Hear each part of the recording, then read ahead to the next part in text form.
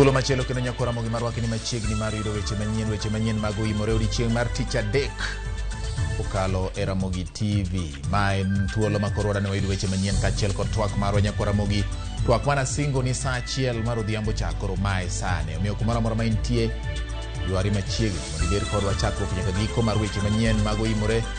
Odhiambo ma kawuono nyako Ramogi adwani mondo mi ang'isi ni wendo mara Eric Omondi biro ka kendo wadhi bedo kode gi twak achiel kachiel. Nang'isi ni osebedo ka en lwet piny owacho kinde ka kinde no ka samoro rwake e oduogo kokedo ne wach ngima ma samoro bedo matek. Owacho ni okunji bed ni Kenya dhi kamano, seche moko bedo dhi ene od bura mamalo otemo dhiro jo od bura mondo mi okel lokruok makare kendo tim tijgi e yo manyiso luor gi lokruok madwarore e pacho ka. Magi gin achiel kuom gigo ma wan godo Oimore e kidieny mar buch jopiny. Gi kinde ni wayudo ne weche manyien ma wan godo gi sani ka waketogi e yo machielo. Sasa mambo ya kesho tutaendelea. Sawa? Si tutaendelea? Tuendelee tusiendelee? Ogai mar Azimio Raila Odinga oramo ni ng'anyo kiny pod nitie ka gavana ma Kisumu Anyang' Nyong'o bende koro go bade piny kendo yiene jo Kisumu mondo bag ng'anyo mamuol.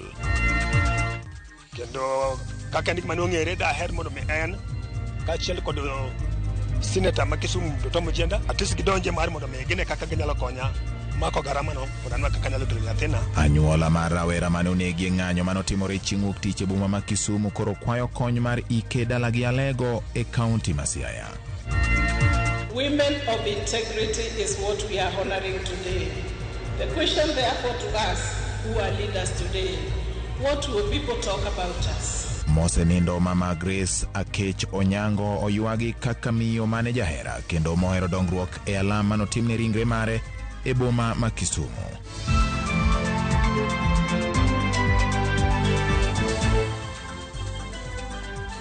Nyako Ramogi jaloko marwa iluongo ni Elizabeth Otieno, nyinga en George Bati.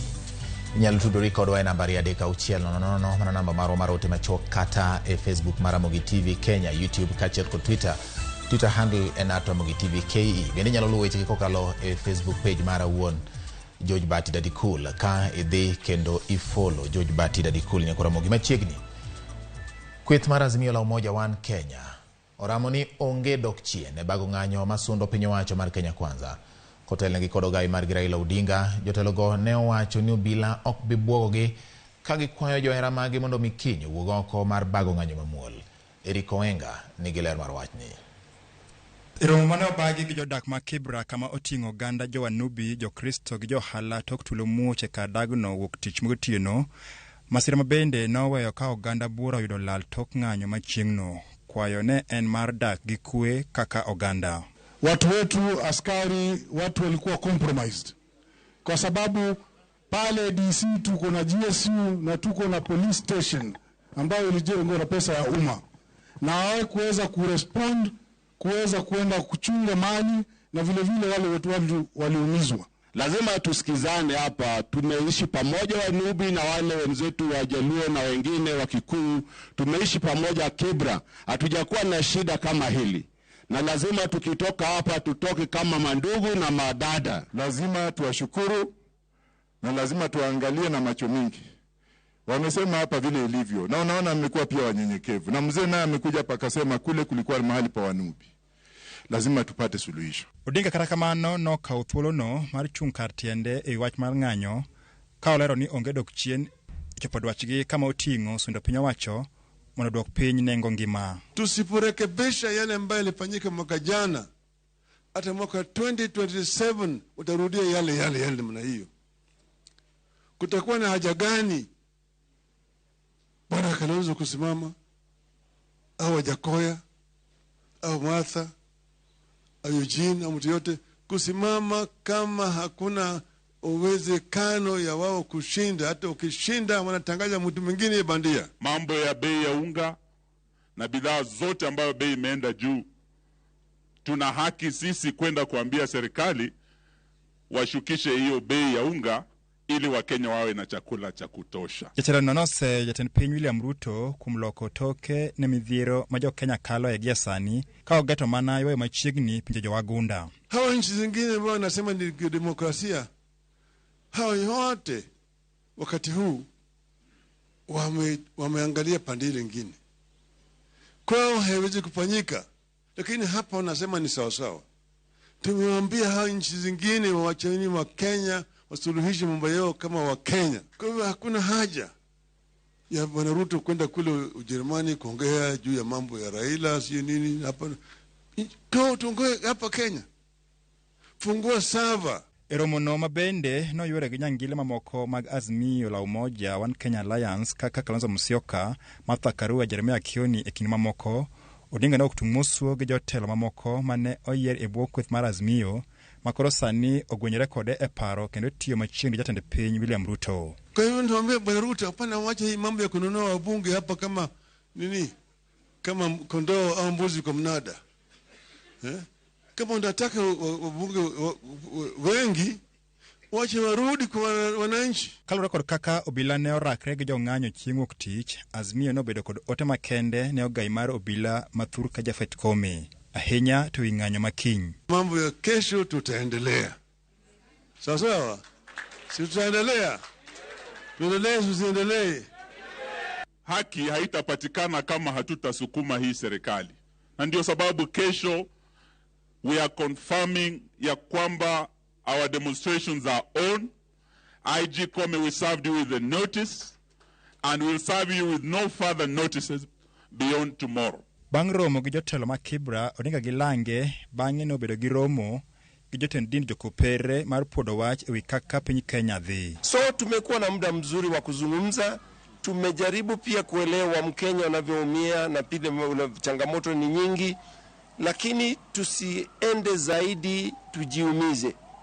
Kwa hivyo tunaamini maombi, tutaombeana, na tunaamini kwamba it is possible to get this country back to where it was. These demonstrations must be peaceful, and we also urge those who are planning to try to disrupt them to desist from doing so. Seche malit ma siasa koro medo tedre e thuruka wangi duto koro ong'eyo odiochieng' ma kiny tich ang'wen kuma riwruok mar Azimio la Umoja motelo kod Raila Amolo Odinga oramo ni gibiro bago ng'anyo maduong' e thuruka mar sundo sirikal mondo ne ochopo dwaro magi.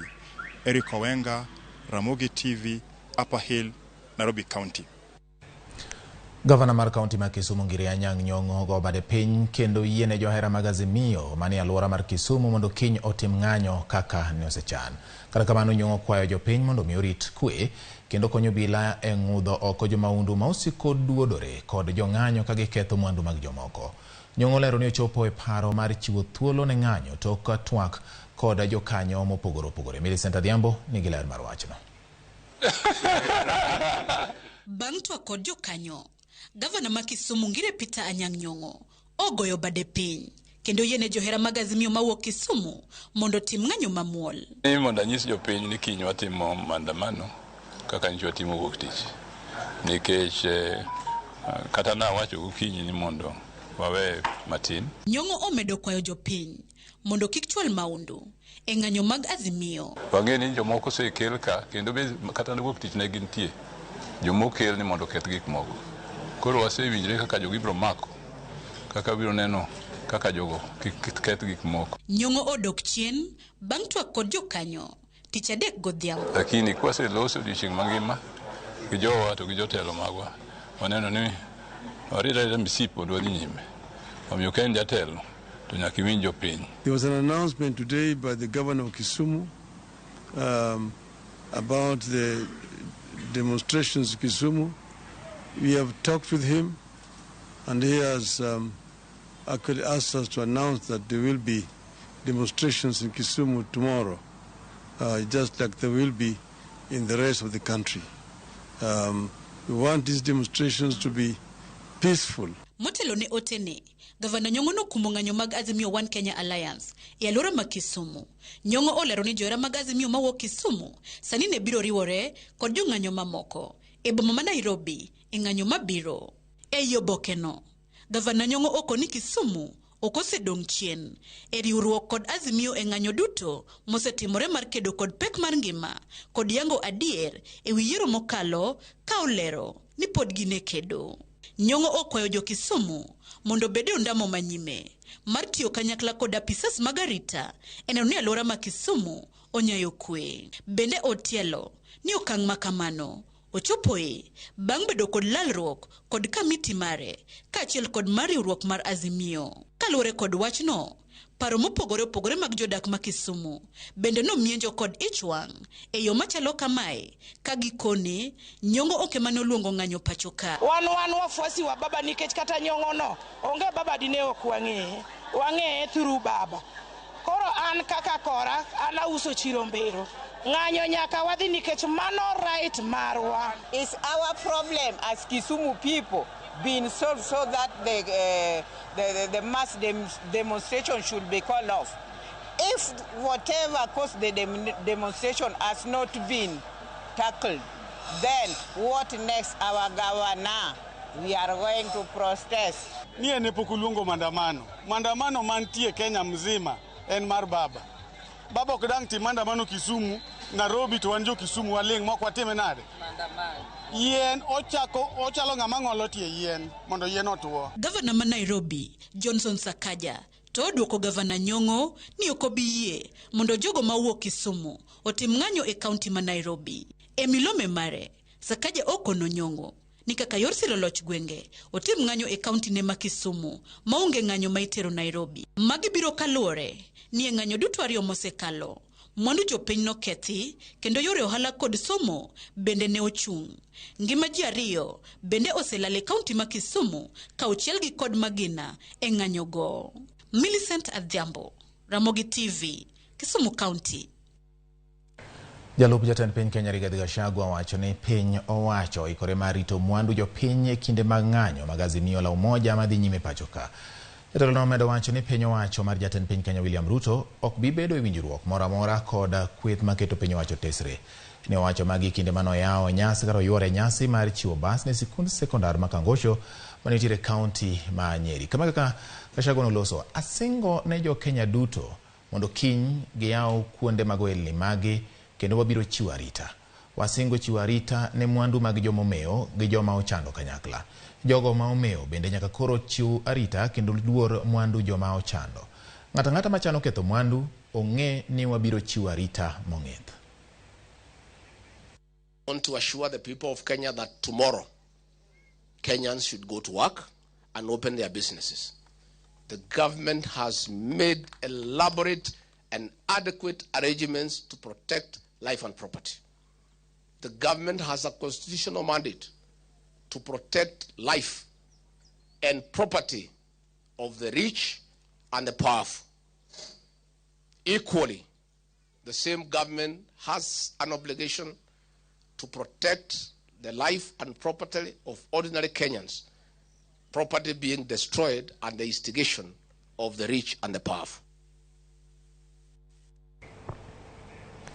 Kambi mar timo nonro mar TIFA oyango ni oganda jo Kenya winjo pek e yor uchumi kod atamalo 48 ka kech kod oro to omuomo jo Kenya kod atamalo 25 kinde magi duto bende onge mar tich oyudore ni en achiel kuom midhiero mamako oganda jo Kenya gatamalo 13. TIFA bende wacho ni jotend migepe ma osenenore ni tiyo kuom thuolo magibede apisi oting'o ngire kethore kindiki mar migawo mar weche mag arita mapacho ka kod atamalo 26. Ezekiel Machogu mar somo kod atamalo 10 ka Musalia Mudavadi ma en jatend jotend migepe tiyo kod atamalo maromo 4. Walter Nyambaga noluwo wachni kendo koro miyowa lipot yo machalo kama. We ask people their education. En report mar ariyo motim kod kambi timo nonro TIFA e higa mar 2023. Report ma TIFA otayo e kind tarik 11 kod tarik 19 dwe mar adek higani e ka ogwelo pacho oganda moingo ji 2065. Report no TIFA wacho ni oganda jo Kenya ywago pek mar uchumi kod atamalo 48 kaluwore gi pek mokwako Kenya to midhiero mag oro kod kech to oserungo oganda jo Kenya kod atamalo 25. Eka TIFA wacho ni onge tich bende en wich bar ne jo Kenya kod atamalo 13. Eka atamalo 1 mag jo Kenya to piny romre negi. Ripodno bendo lero ni kech kod oro e kanyakla kod onge mar tich olake gwenge mag Kenya e kaho mar okaka hinya to yo milambo winjo pek kod atamalo 62 to imbo mar Kenya to luwe kod atamalo 61 e kadho wadh nam chumbi bende ngima oridore e kod atamalo 58 e ka Nairobi bende dhano winjo e matek e yor ochumi kod atamalo 53 kanyakla kod roho mar okak madiere. Nyanza atamalo 48 kanyakla kod masa mar Kenya man kod atamalo 42. E tifa bende okoni kech kod oro kwako gwenge mathoth pacho ka e ka kuonde mawinjo matek okelo kanyakla nyandwat mar Kenya e kod atamalo 52 e ka gwenge ma yo wuok chieng' ni kod atamalo 40 e ka Nyanza bende tifa okoni kech chieme e kod atamalo 31 to Mount Kenya bende kech osasi oganda e kod atamalo 26. Report mar tifa bende oyango ni jo Kenya moko nyalo nindo kech kendo chako riyo, moko to koni nyalo yudo mogo kendo ok nyal riyo ma ok oyudo gimoro bilo. Koteno ripodno kod riwruoge mag siasa johera ma Kenya Kwanza atamalo 56 okoni pok negi nindo kech e kamago mag Azimio to atamalo 44 okoni gi nyalo nindo kech ma ok gibilo kata chiemo to ji mamoko to koni piny romre negi.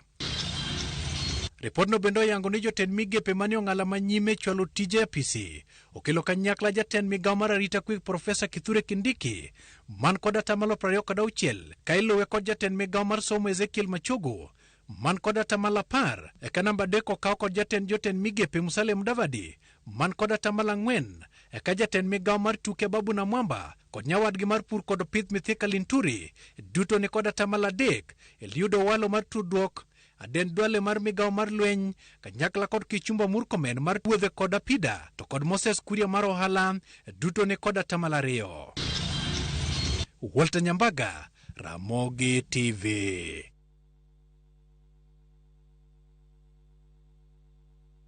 Koro Ramogi wamedo dhi nyime gi weche manyien ma bende wamedo kelo nigi sani ka wang'iyo mago mopogore opogore. Duol ma ochung' ne kelo ne ratiro mag oganda e pacho ka KNCHR koro kwayo oganda duto mondo mi orit ratiro mar ng'ato ka ng'ato ahinya e kinde mag ng'anyo ma obagi kod kweth mar Azimio la Umoja One Kenya.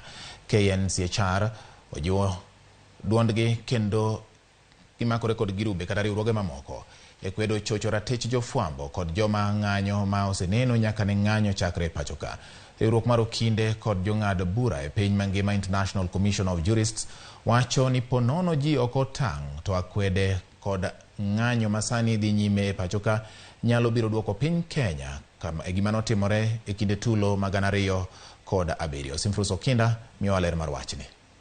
Odong' seche machuok kende to kweth mar Azimio dhi e ng'anyo margi mar 2 jumani ma kakwayo koro pong' mar luongo twak marito ratiro kachiel koda mar nyayo kwe e pachoka. Duol mochung' ne kedo ne ratiro mag oganda e pachoka, Kenya National Commission on Human Rights, wacho ni thoth oganda ma pachoka osechoch ratichgi nyaka ne ng'anyo chak bagi e pachoka. Tie moko manogo momagi gi jokwoye moko mane odino negi Kibira momayo gi gik gi mohinyogi. Mae notimre ne local media nyaka jo media manoa oko. Kane otelnegi kod jakom mar KNCHR Roslyn Odede, duol nokwayo oganda duto mondo tigi thuolo ma ochiwnegi kod katiba ma pachoka e yo makare ma ogichocho ratiro mar jomoko. Ng'ato ka ng'ato okaw ratiche e yo maler kalure gi chike moko ketho ne nyawadgi mare. Weche go sir kod joked ne ratich oganda mawuok e gwenge makadho wadh nam chumbi mawacho ni weche manyalo nyayo tulo sani opong' e dho jotelo kendo nyalo biro tuomo wi oganda mawuok e dhoudi mopogore opogore. Gikwayo oganda mondo nyakwe ahinya e kinde maginie ng'anyo. Waandishi wa habari wako na haki ya kufanya kazi yao kulingana na wajibu wa sheria, sio kwa dhulumu, kwa intimidate, kuwashika ili dunia isijue kuendelea nini. Kuna wanasiasa ambao wanatoa cheche za moto, siasa za uzi sindano, za kushona na kufumua. Wanajipiga kifua. Sisi kama watetezi wa haki za binadamu tunawaambia waache masuala hayo. Lazima watu wazungumze na watu ni haki yao, tunarudia, waandamane kikatiba na bila kuvunja sheria. Atuta nyamaza, tuna document. Komachielo riwruok mag okinde ma piny ngima mano ICJ wacho ni ng'anyo mosenene pacho ka chal ka ng'anyo mane oneno motelo ne tulo mane okwako pacho ka e higa mar 2007 ka gikwayo jotelo mondo oket winjruok mabiro nyayo kwe e pacho ka. The protests closely mirror the events of the post-election violence in 2007, where political incitement led to atrocity crimes that resulted in mass killing, sexual and gender-based violence, grave injuries, and internal displacement of masses. And this triggered the jurisdiction of the International Criminal Court. Bende giseyo dwaro mar jatend migawo mar arita kwe Kithure Kindiki mar chwalo paro mar loko chik ahinya to motenore gi ng'anyo. ICJ Kenya is also alarmed by the statements of Professor Kithure Kindiki, Cabinet Secretary to the Ministry of Interior and National Coordination, that he would present to Parliament proposals to alter the Public Order Management Act, many of which are unlawful. Gidwol mathoth ma osebed kijiwo e winyayo kwe kendo kelo winjruok e pacho ka. Riwruoge koro geno ni odiochieng' makinyi kazi miyo ni e ng'anyo margi to kwe biro betie. Ahinya ka gigeno ni twak mariwo Uganda ibiro bagi machiegni. Simfros Okinda, Ramogi TV. Ramogi erokamano nyakuom kete Ramogi TV gi thuolo ni wadani mondo wakaw yweyo marwa kama bende ka wakaw yweyo ka waduogo to waduoge twak gi wendo mara Eriko Mondi ma bende wacho ni osebedo kochung' mar neno ne okelo ne ratiro mar oganda gi sani ko wacho ni ngima matek ni unjo bed ni manyo ne yo minyalo rakruok kode. Osebedo wendo piny owacho kuom ndalo manok mokalo ka nyisi ni bado kela osebedo ka make kinde ka kinde kendi tere od ang'enge bang'e to wuok. Ka kamano kawuono wadang'ia ni to en ang'o momiyo sani Eriko Mondi ochiwore mar kedo ne ratiro mar oganda. Magi moko kuom twak modhi bedo godo gi sani nyakwa Ramogi. En ang'o madhire koso nitiere ng'ama dhire? Odhi nyisowa osedonjo e studio ka bang' yweyo ni to wan kode kik dhi mabor.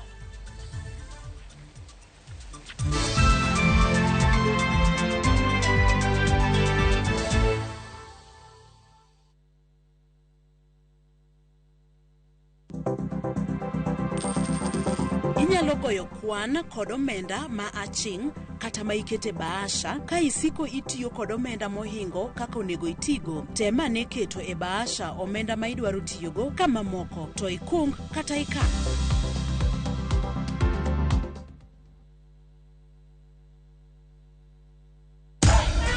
Unlike other insecticides which are imported, Bolt is primarily manufactured with locally grown pyrethrum, which means that local farmers benefit and our economy grows. Buy Kenya, build Kenya. Play on these games and enjoy 2,500% boost on our supercharged multi-bet bonus on Shabiki.com. You can't afford to miss it. Not for persons under the age of 18. BCLB number 416. Shabiki.com.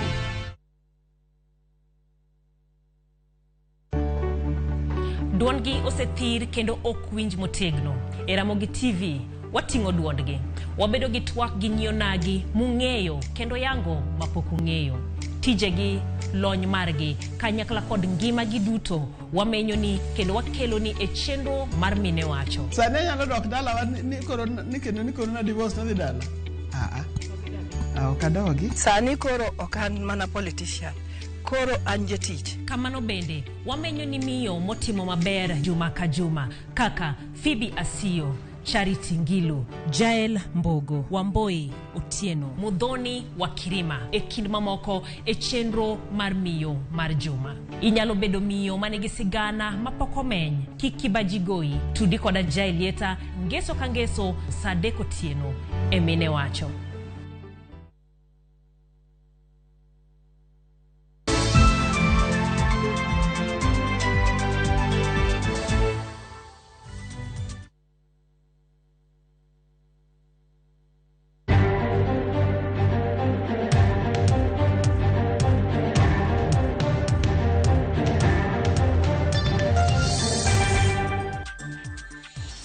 Nakora mogero kama nanyo kuom kete Ramogi TV thuolo ni koro ni mondo wachaka network marwa gi wendo na mabende en udlo se donjo ka nitiere jal mondo ngisa ni Mosta Wuda Sega Koro aparo ni nyiso ni ma wuod Siaya Mungira ahinya iluongo ni Eric Omondi, president mar weche mag comedy e pinje mag Afrika. Keni sani koro oseng'ado donje world.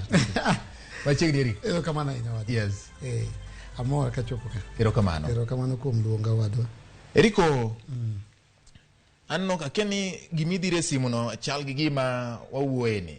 Eriko, ji penjore ni to Eriko mondi wang'eyo gi weche mag comedy, weche mag miyo ji nyiero, weche mag lombo ji, kuonde mag chokruok kata kuonde mag tuke nyasi kaachiel kod gik makamano.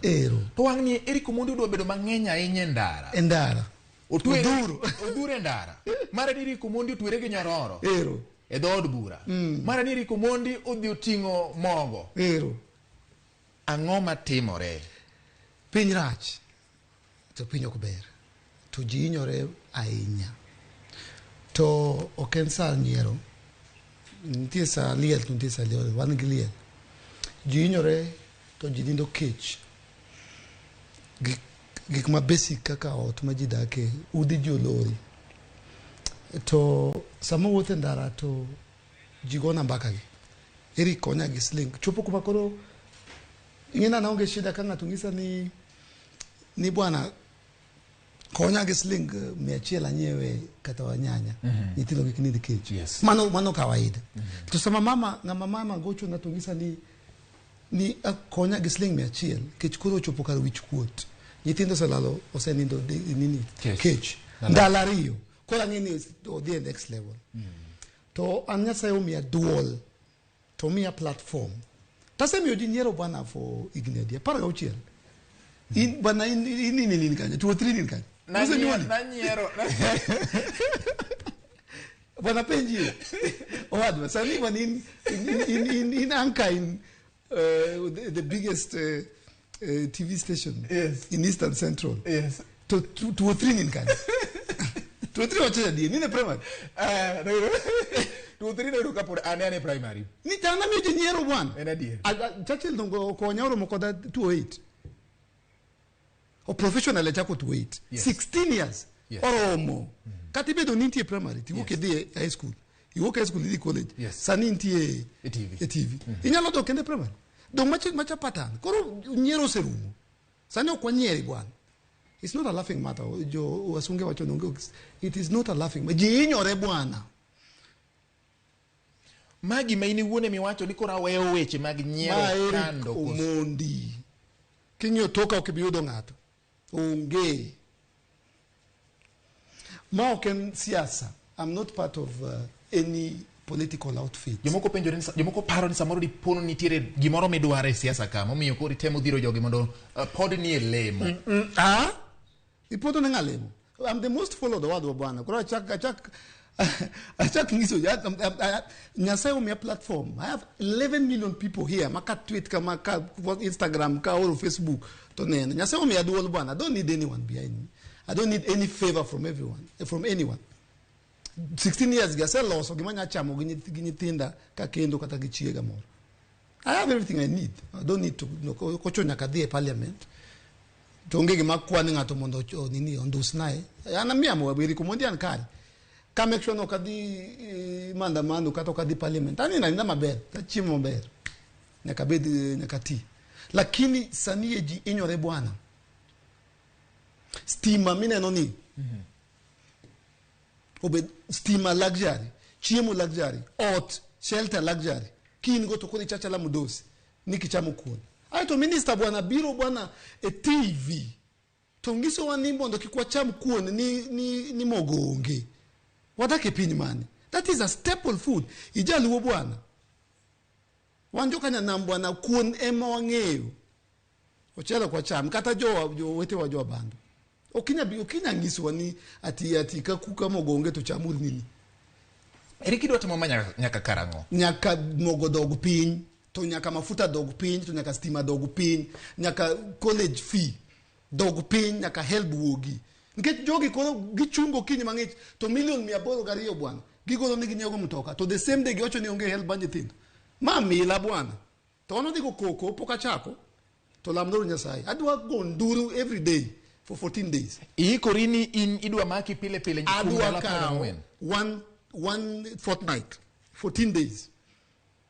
Adonyo na kejimbo na chimo sana kechaji dero mbele ka. Ichimo chut mbele pek. Kuna kasema achwe mati na chimo pile. Gimado chako ka wadwa. Adwa ka 14 days. Yes. Main work teach nyaka work teach. Kendo work nyaka non stop. Idi kanye, iwuok idhi kanye sama ngeni jogitia buogo bwana.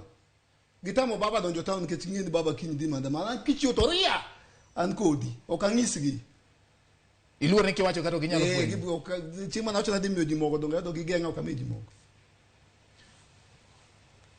Mogo miwacho ni chiwo ka, ing'iewo gi pesa. Pesa na kate mungiso serikal ni ka irikomondi kijana matin. The little man go nyalo miyo joma mine. To win kaka serikal, you can do better. Ano na miji mogo, ginde ko ngiso cham chele. Bro, that is our staple food. Chal nga mangiso ja China no cham kuon. Gichamo mchele. Mogo. Bwana gimoro koseto kumogo. Ugali kuon is a Kenyan staple food. It is a requirement in every Kenyan household. Iri komondi nitiere chike od bura. Moyiene japiny mora mora tero ng'ur mare miluongo ni public petition. Japiny mora mora nyalo tero ng'ur mare od bura. Ma yude masome ni japiny iri komondi nyiso jo od bura ni odwaro ni mondo chik ni los kama mondo konyo oganda jo Kenya kama. Ang'o momiyo ino kidwa tiyo gi weche mag chike? Idhi midhi od bura mar parliament. Parliament dogi mag nego ji. Parliament mane ngisa od bura mane bwana. Joka dong discuss gi bwana.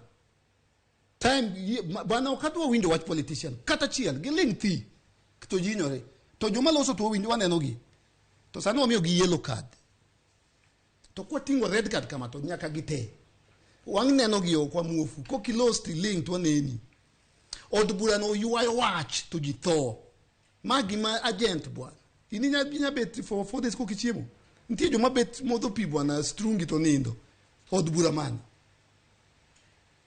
Mr. Speaker sanya kasadi gisude gimtokni madongo kwa dua bwana what the street what the state house to watero ne ruto gigi magi gikma emergency we can't take it to parliament wakibikonyo angeu bwana once we've seen the patterns we've seen the traditions and the cultures of the parliament wakibikonyo no nikoro in motion nikoro obedo bill Korobedo signed into law. Nyakasa adito minetho nyitindo tho.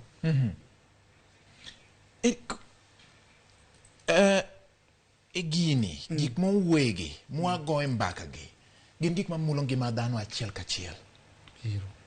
Achiel kachiel Eric. Yes. Ini wuon aneno ka nitiere ojende moko mabende samoro ibedo godo.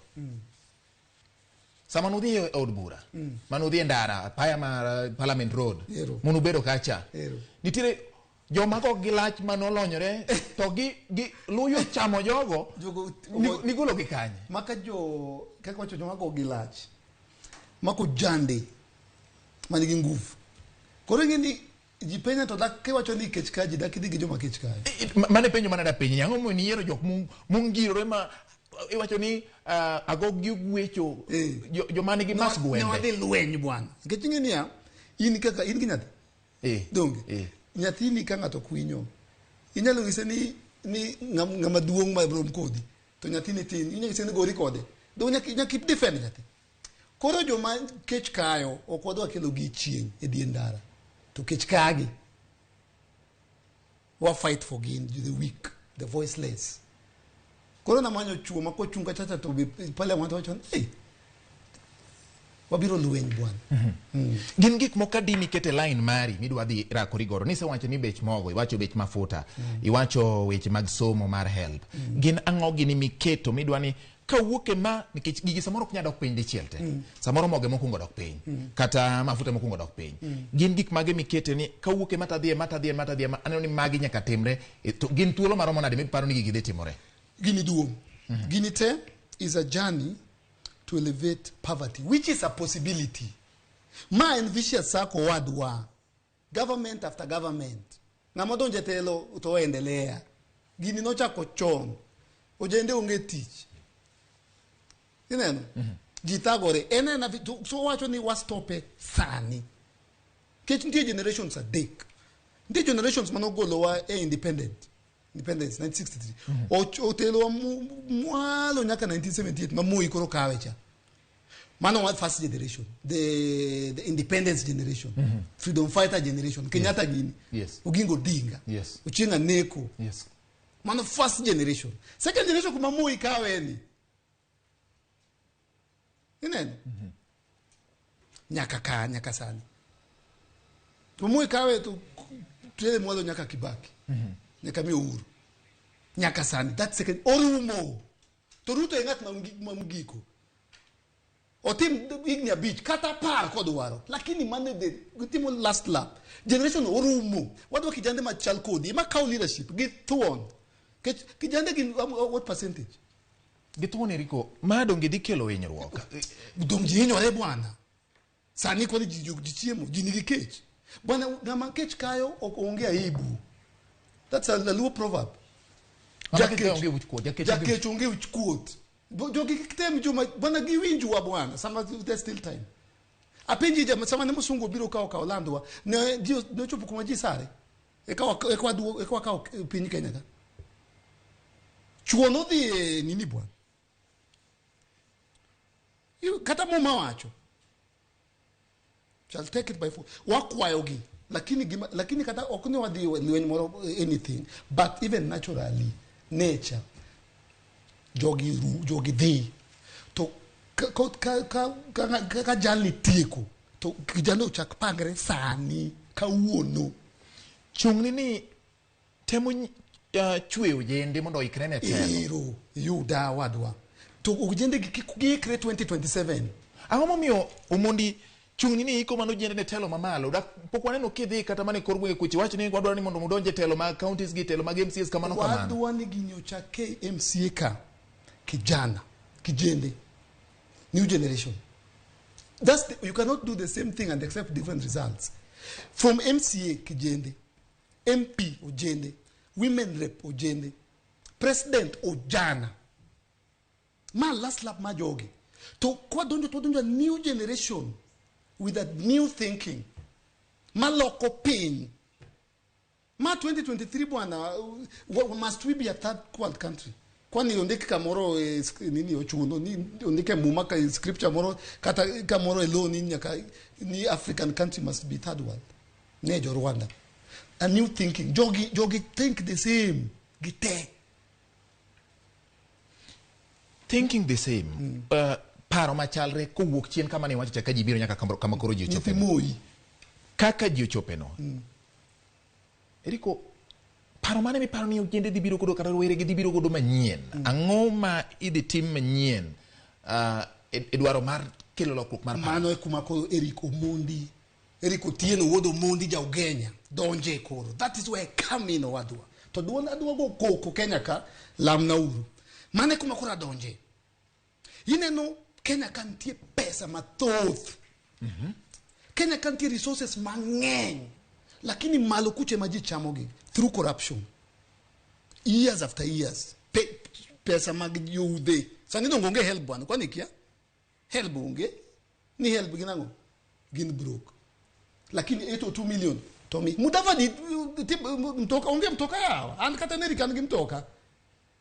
Musalia Mudavadi onge mtoka. 230 million. Musalia Mudavadi. Monyu walagi kawungi MP Sabati. Na modake onge mtoka. Nyamburuko 203 million wadwa mila pesa no weka kando 8 or 2 million ni koroni ti school onge help lakini nyom tok ni mag Mudavadi maigi malit nyomo lit kaliel to wachunge mane new generation kadonjo to golo corruption golo poverty kech pesa nitie to kwa kuchonya kwa wasunge pesa nitie tuga niso jini bwana king you from the president all the way to MC, all of them gichop jelo fario. Gichop jelo fario. Nano kiwacho ni kikutuo gi nyithindi ji. Wetu ngimo gi siasa. Lakini gichop la lakini jo Kenya gin million per beach gabi. Omondi wacho ni ok idwar siasa kendo kido winjo ja siasa mora mora to kati nyisowa ni gimong'iyo ka en lokruok mabende gin mana dhie kombe mag siasa ang'o mudhi biro go manyien siasa mbaya maisha mbaya sani wan gi siasa marach to onge koko dhi change gini we must have a complete revolution what that means ni parliament wadhi waluoke wago duster wayueyo yote from top to bottom wakawo joma nyien. Yes.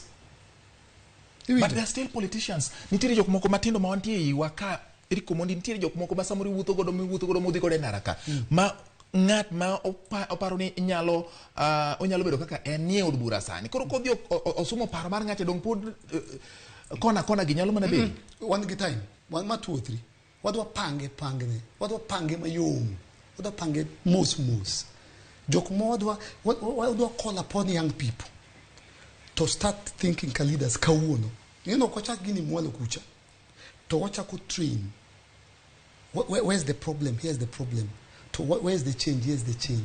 So we're going to be the change that we want nikech nyithiwa. All right. Koro wan gi time mang'eny to wangiso yude ni chung chak par ni ka leader to wabo supporti kichung MCA to supporti kichung MP nikech wan gi kura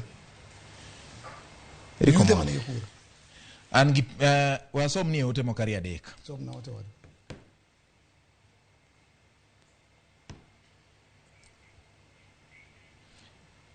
ng'ato penjo ni CV mane omaki kitero e State House ne gin CV adi to ne gin mag ng'agini CV ka ne gin million adek 1,800 gi 75 mago joma ne onge gi tich jomoro kwayo mondo giyud tich achiel koso ne tije mang'eny mago joma different CVs chieng' mane omaka mokwongo cha okay kota wacho ni watero CVs waromo to aneno ka jioro CVs ma nyaka Budalangi jomoro CV koa Mandera jomoko wa Likoni jomoko wa Mombasa to magi joma onge pesa onge tich okinyangiso ni biuru town wadhi State House wacho ni orna to gioro te nomiyo gi namba te print gi digi no dong ni police ka omaki Eriko Mondi okwayo ni dipog mogo North Rift kama jo bandits kele hinyruok mondo dipog mogo no jode jairo ajamba ne chalga nyamba na wacho ni ayie kode ahinya wabiro sire lwedo kendo med mana dhi nyime kama mako no en adiri makende ni piny to tek dwaro jomochung' motegno koro mogo ni to watere ni joma are most needy moko ni Islam kata notice no wapare ingeni pod wongo masol eka wachako lakini Nyasaye ok nindi koro wachaka mos gi man gocha kanya mara matin lakini obro chopo obro chopo the whole of Kenya magi makuri keto ne nyikwa Ramogi ang'eni ka kiwuok ka kamba wuoka penjo biro bedo ni iduoko Mondi eri karang'o mawuodo genya ni mondo nyiswa ni to kama no chake cha ochopo kanye to sechopo e kiwango mane yena mondo watiek twak marwa gi kanyo ang'eni imbe nitiere gik moko winjo venere ngede temo morna maduong' ahinya ni iyudo thuolo mar biro Ramogi TV abro duogo kendo ibiro duogo isingo ni nyikwa Ramogi nyaka waduoge to wamiyo ji progress sawa donge erokamano nya ma Eriko Mondi nyakwa Ramogi winjo kaka wacho president mar comedy e piny mangima Africa poko dhi piny mangima Africa nyakwa Ramogi to wacho ni nitiere kinde mag miyo ji nyiero gi kinde makoro ji ng'iye gik ma ongirore manyalo loko ngimagi wacho ni mane sani emomiyo noluonge ka wacho ni onge jasesa moro amora madhiro gik motemo nyisogi onyiso kien kich oneno lit ma oganda kale lit ma joma tindo kale yiena mondo waywe gi kanyo nyakwa Ramogi ka waduogo pod wan gi mathoth ahinya e weche manyien mag Oimore kik idhi mabor nyingen George Bati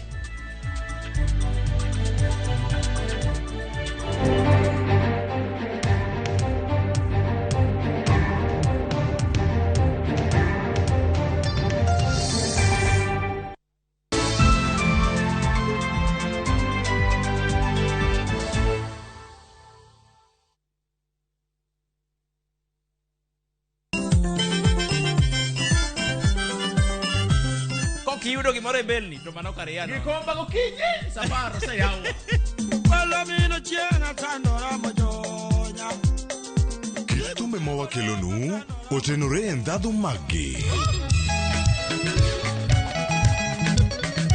kae kama chokruok nitie Orchestra Super Haki Kidola Kabari Wabiro Chakre Urutu, Nyaka Wangla, Nyaka Benga, Budho Mara Tiporiti, Michael Onigi DJ Kolo Call Instrumental, Kod Ninja The Entertainer, Ramogi Night, Teacher Beach ka Teacher Beach, Sangweno Tieno. Jijenge na shilingi 1500 guaranteed kila wiki kwa kucheza Kaende Jackpot. Shiriki kwa kutumia 50 bob pekee, cheza na Autopic kwa kutuma neno KJP kwa 29063. Not for persons under the age of 18. BCLB number 416.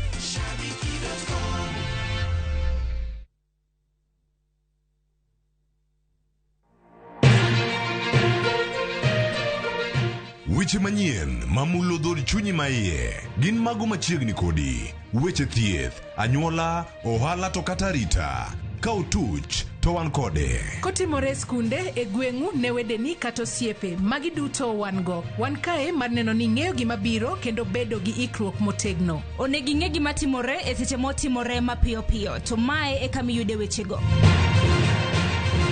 Nikech Kenya en marwa waduto, to Ramogi TV en odwa. To kendo wantie iye kanyakla achiel kaka onagi. Ma en rupiny kod mbaka oromo. E Ramogi TV. Sud machiegni mondo wago mbaka.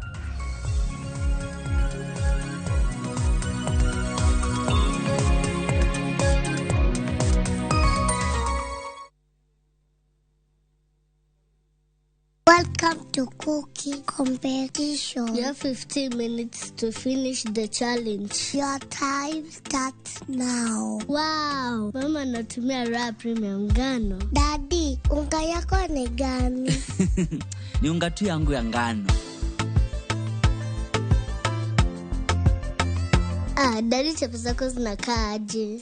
Akini za kiajabu ajabu. The mom ni nyami nyami and soft. Now you know. Kwa chapati nyororo laini na tamu, tumia unga wa Raha Premium ngano. Nyiew mok ngano mar Raha Premium kawuono e duka machiegni kodi.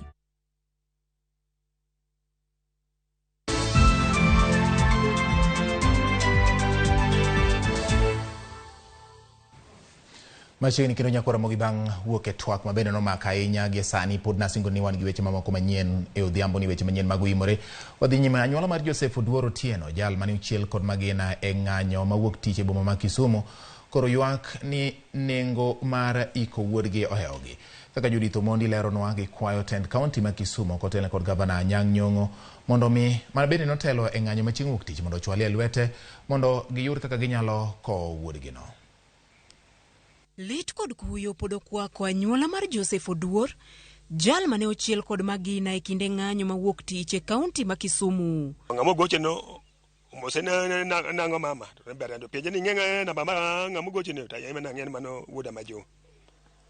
To ko ng'ano kon ke jana ni polisi ogoye risasi mopodho penye ndo penje kondele kasani sani kae bang'e ta kao nyiso nyara mane ndikan miluongo ne lisago mondo yawa ne Facebook ko yaw ni to kapoko scroll to picha mar nyathino ema noneno kanyo. Chunya ma iye to nigi lit nikech nyathino nyoko tho yo maber kendo ne gima nobuogo dhor chuny an nyaka sani.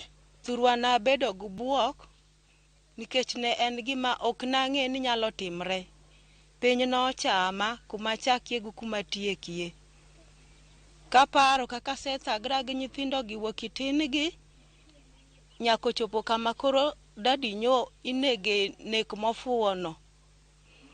Nyo bedo na malit. Kaparo ni nyathina ni kata tich maber nyo onge go makata ot pok nyo gero nikech koso tich. Oyudo matin to chulo go ot to ng'iyo kako chiemo. Jonyuol Joseph koni ndalo ariyo bang' tho mar wuodgi pod gionge chenro moramora kaluwore ni gin anyuola mayuto gi ni piny, ka bende ma ok en tho mane oneno negi chon, ka koro gikwayo tend kaunti ma Kisumu e bwo gavana Anyang' Nyong'o mane otelo e ng'anyo mawuok tich mondo chwal lwetgi e ik mar wuodgi. Odiochieng' ma juma wuok tich no ne Anyang' Nyong'o mane ongoza kaka gavana mane ongoza maandamano e piny na Kisumu, kendo kaka ndik mane ong'ere daher mondo mi en kaachiel kod senator ma Kisumu Tom Ojienda at least gidonje mar mondo mi gine kaka ginyalo konya mako garama no mondo anwa kaka nyalo kelo nyathina e dala mar Kaluo ka mondo mi ayik. Okang'e kaka nyathina nono chope dala ka ibuna yike. Bende gikwayo mondo mi oru nonro mar tho mar wuodgi kendo giyud ratiro kata bed ni gisewito ngima. Daher kwayo matut ni mondo mi jo IPOA ofuatilia mwachno haraka iwezekanavyo mondo adier makende ratich nyathino oyudre. Kendo jo human rights bende odonje wachno haraka mondo adier mar nyathino oyudre nikech chiko koyie mondo mi kata ka dhano ni ng'anyo to koyie mondo mi police oti kod gimlo live bullet kagoyo kod ng'ato ma onge hatia to ng'ano onge kidi onge slaha mora mora to police goye. Ng'at ma kala madhi e wuodhe kaka koro nyathina nyowuok kumna ni dhi tich kendo nyolawo tich mar saa 8 nyonego bed no donje tich to po kalisa somake to nyo onge kata mani wach mar maandamano. Joseph Oduor Otieno ne ochiel kod magina e ng'anyo mawuok tich ma owito ngimane ka jal moro machielo ma bende ne ochiel kod magina pod yudo thieth e osiptal ma Jaramogi Oginga Odinga Teaching and Referral Kisumu kama ringre Joseph bende pod okanie. Judith Omondi, Ramogi TV.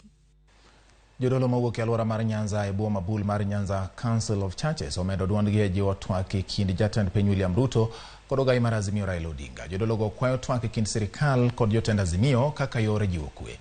Giwacho ni kata obedo ni ng'anyo en ratiro mar oganda, liet mar siasa mamedore e pacho ka nyalo nyayo tungni kendo ketho lwasi maber ma Kenya osebedo godo e kinde kod tok yiero ma higa mokalo. Bende gikwayo obila mondo mi kik ti kod teko mang'eny kuom jopiny matimo ng'anyo mamuol e pacho ka. We are also appealing to His Excellency the President to wave down and agree to meet with the leaders from other political divide and discuss problems bedeviling the country as currently as they are. Peace can only be achieved when parties agree to sit down as a nation. We are further appealing to the President to urgently address the cost of living. Mano Mataya Beach Karapar, Jotegin Johavi, Emomi, what a bit you take. The Mabindo women very mar Isai Chel with a Pargaboro. Nibi Rukolo Puro Kachel, Katuju and Makwar Karamo, Divel Matar Katiluch. Qua Bedo Pimu Woyo to Woyo Bilo Konova. Moserindo Mama Grace Akech Onyango, puo kaka miyo mane ochung'o ng'ala manyime mar bero ngima mine mapachoka. Magine wachi alama mane otimne ringre mare kanisa mar St. Stephen's Cathedral Kisumu ma otelo ne kopo mare kar yweyo mare mogik e dala ni manitiere sidende e kar chung'o od bura mageme kaunti ma Siaya. Jafwambo marwa James Okoth ne oluwo alama kawuono ni kendo okelo na ripot machalo kama. Anyola mar mosenindo Mama Grace Akech Onyango molomos e kind wer kod alam. Jowerwero wende mamiyo nyasi makama pek moromo kode. Kawelo bende temo matek mondo ochor duondgi e wendego. Iparo mosenindo Mama Grace Akech Onyango kaka miyo manigi historia malach e weche telo mapacho ka, ahinya to e Kaluo, kendo mahumbe ne olak e pacho ka kod piny mangima. Women of integrity is what we are honoring today. The question therefore to us who are leaders today, what will people talk about us? Mama wa kwanza katika historia ya Kenya kutufungulia sisi macho ya uongozi. Nyarbungu kaka bende ne ong'ere, bende ne oywagi kaka miyo mane ochung' motegno gi wach Nyasaye, miyo majahera kendo kata obedo ni ne en jatelo mideo ne obolore. Kaka jakanyo mar Mothers Union ne ojiwo thoth mine kendo tiegogi e weche Nyasaye kod mago mag telo. She displayed refined simplicity. It was so easy to approach her, and she had that character that though she had so many titles to herself, she did not intimidate people. Mama loved her Lord. Mama kept on praying. Mama kept on singing. Mama didn't forget her Bible. And we had to put a special place where she could get her Bible anytime she wanted it. Kane oloso e alam makamano, Seneta ma ogwel machon, Zipora Kitonyi, ne oduoko erokamano ne gavana ma Kisumu, Anyang' Nyong'o, kuom loko nying machon mar kar chokruok mar oganda kendo luonge ni Mama Grace Onyango Social Center, e yo makende mar jiwo tend joma mine. When you honored Mama Grace, renaming the colonial name of Social Hall to Mama Grace Onyango, you honored all of us because of the respect and the love. When you recognized her, you recognized all women. E twak mare, Nyong'o ne oparo Mama Grace kaka miyo mane ochung' ne adier kod kido maber.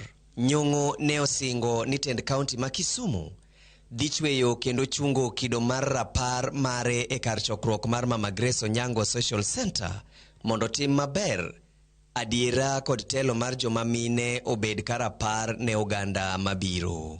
One of these days, we are going to have a good statue for Mama Grace standing in front of that Mama Grace Onyango Social Hall, so that it can stand there like in many places you go to Parliament, you can see the bust of the image of Jomo Kenyatta and so on.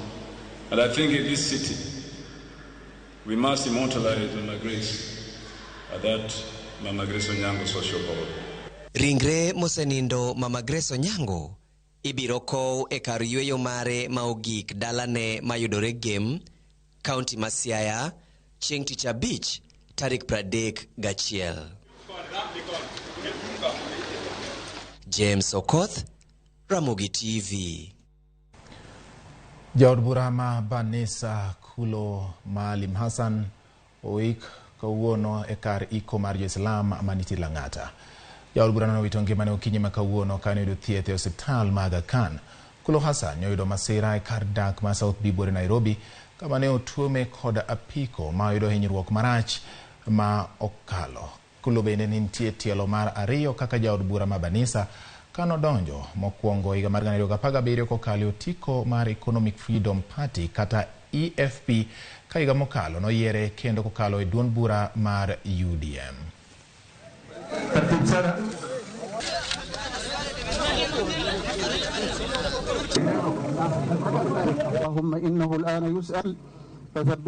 Death is inevitable for all of us. But for us, it's a lesson. For the rest of us, it's a lesson that we will come one day here. What will happen to us? Kwa niaba ya bunge la kitaifa na Parliamentary Service Commission kwa jumla, nataka kutoa rambirambi. Mola iweke roho yake mahali pema peponi. Na hiyo ni safari ya sisi zote. We are truly saddened with the passing on of such a peaceful, hardworking, positive, and patriotic leader in our country.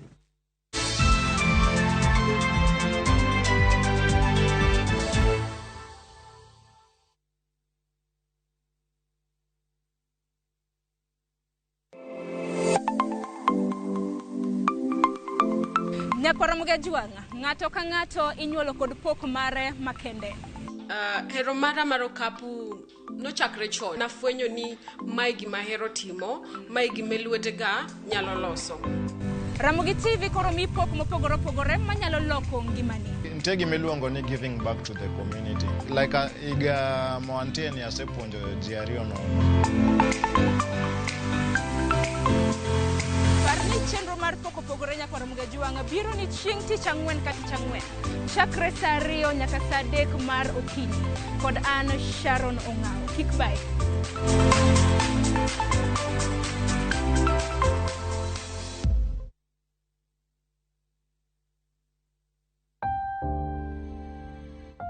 Onego wachung' kachiel gi jowetewa e kinde kuyo. Kilalo ng'ato miero, to diher mar lando tho kod liel mare. Ramogi TV biro chung' kodi e miyo jalno miero kopo maber.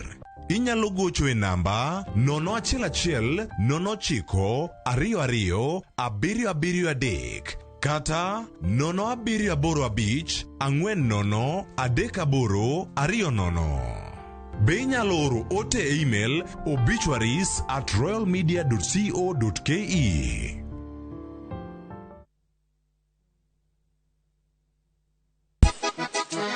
Double King. Sango nini bandito? Mbote mingi baninga. Machiegni urunyo kwa Ramogi wange wangjoi mar Ramogi TV ma entie dero. Ilongo ni rumba at room temperature.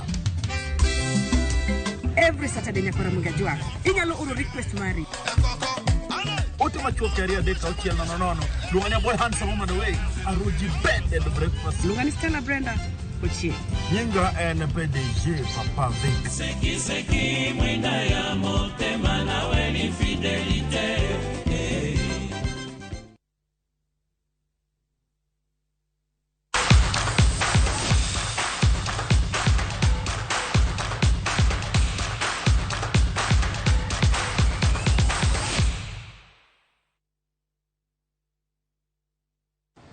Wadonjane weche mag tuke. Jatugo mawuok e piny mar Uganda Patrick Kadu noloyo gonde 3 e tuke mokwongo ne klab mar Gor Mahia Kogalo kendo konyo klab mar Kogalo loyo Vihiga Bullets gonde 5-0 e lap ma Kasarani. Gor Mahia noyudo gol mokwongo e dakika mar 20 kokalo kuom jatugo Austin Odhiambo.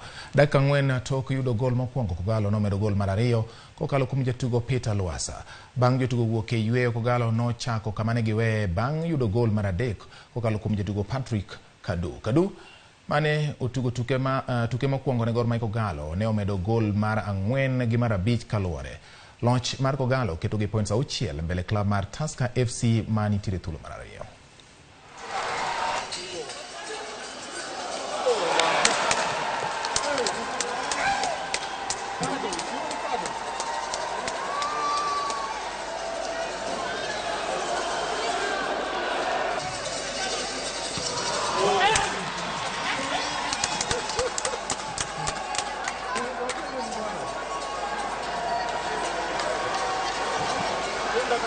Kwa hige meleo niko disappointed. Kulingana na plan vile kwa tumeplan na haikuingiana. Ingawaje pia siwezi blame wachezaji sana. Wengi wamekuwa wale wageni. Na pia kumekuwa na challenges hapa na hapa. The moment vile tumekam imekuwa very normal sana. Kwa sababu tulifika huko kitu saa 10 usiku. Kuna changamoto mob. We're very pleased. I thought for parts of the game today there was some really good football played. I don't think, look, it was far from being a perfect performance. There were some chances we missed as well. I sort of thought we went 2-0 up in the first half, and I sort of thought for the last 15 minutes of the first half, we probably let Vihiga back into the game a little bit. They started playing a little bit more because we maybe were taking a few too many touches on the ball because we were maybe a little bit comfortable at taking the 2-0 lead. So I think overall, probably I'd say 70% of the game, there was some really good stuff from us. E alap mar Waraka Grounds, klab mar Tusker magin joloch higa mokalo noloyo klab mar Bidco United gonde 3-1 kendo idho nyaka thuolo mar 2 e chung' mar lig ma pacho ka. Klab mar Tusker noyudo gol margi mokwongo e dakika mar 11 kokalo kuom jatugo Rogers Ouma. Ka tugono ne odhi e yweyo ka Tusker ni mbele gol 1-0.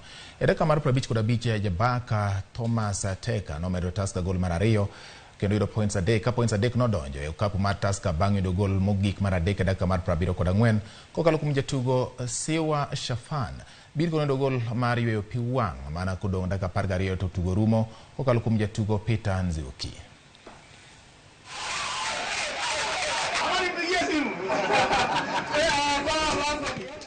Klab mar AFC Leopards nobwonjo bang' riwore gi jodito e thuolo 3 e chung' mar klepe lig maduong' ma pacho ka KPL bang' loyo klab mar Bandari FC gol 1-0 e alap Nyayo National Stadium. Gol makende mar Leopards noloko e dakika mar 69 kokalo kuom jatugo Ojo Olani. Joka Kwach omako thuolo mar 3 e chung' mar lig ma pacho ka gin gi points 38 bang' tuke 21.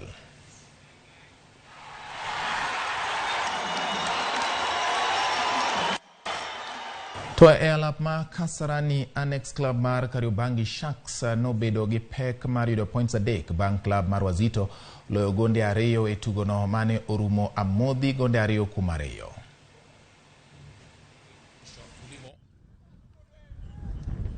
Rusha ndefu kule. Cheza kwa kichwa Collins Dato! Namna gani? Bruni. Unapita, Shikanda jaribu kufuata kule. Chenga vizuri Moses! Shikanda Moses! Clinton Bulimo leta ndani kule. Kataa hapa nafasi ile! Matthew Kibiwot. Kithimbali. Cheza naye. Paulo namna gani na kule! Patrick Ngunyi.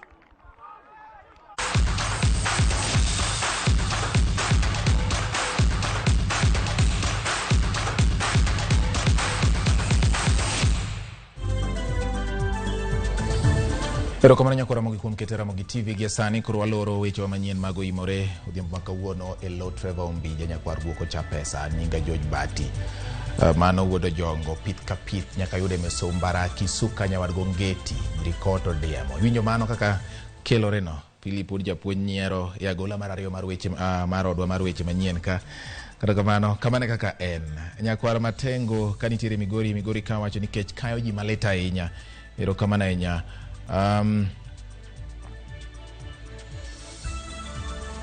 Kaindi bano ka Charles Owino ang'iyo ko mar MCA en bende koro Eric ayie kode 100% ke mano ng'ama dwa bedo jasiasa ero kamana ahinya wacho ni Eric Omondi gigo koro chaka Ramogi kanyo koro wach gi tesene bende mamalo pachi ler kabisa manluongo ni Mbesko Dhiambo wuok Siaya ero kamana ahinya kwa Ramogi awacho ni weche thoth sae makoro tin kabisa nikech wuod japuonj Eric mano Philip Ochieng nyisa ni sa koro romo kila loch ma jakiranda ka chieng' 7 ro kamana ahinya no kaindi ka diki makoiro Babatoni bende wacho ni action resonates well gi pek mawakadhe kaka jo Kenya I fully support him gimotimono jopiny Kenya ujobed ni timete wawe wuondore ni piny ber keep it up Eric Omondi mago ote manodonjo e seche mane wan gi Eric Omondi kar kanya Ramogi weche thoth sae matin Pastor George mar Road Jesus Fellowship bende wacho ni omora ahinya kod kaka weche manyien mag Oimore obiro kawuono Jaro Soja Purity Agai wacho ni omora ahinya ni Eric Omondi wacho ni Mudavadi onge gi nyamburko Aworo Pastor Komborwairo kamana ahinya kachiel koda George Benja mar Kodwogo bende nitiere ka Jode Jairo ero kamana ahinya ng'ata moro ote mare poj gi pak mar Nyasaye riti kendo ibed gotieno makare nyaka kendo thuolo machielo ma en Ramogi TV nyaka Ramogi mae odwa jaloko marwa obedo Elizabeth Otieno elo jogo mosiro chenro mar Oimore otieno makawuono mar Nyasaye bed kodi in bende janeno marwa oriti masani nyinga en George Bati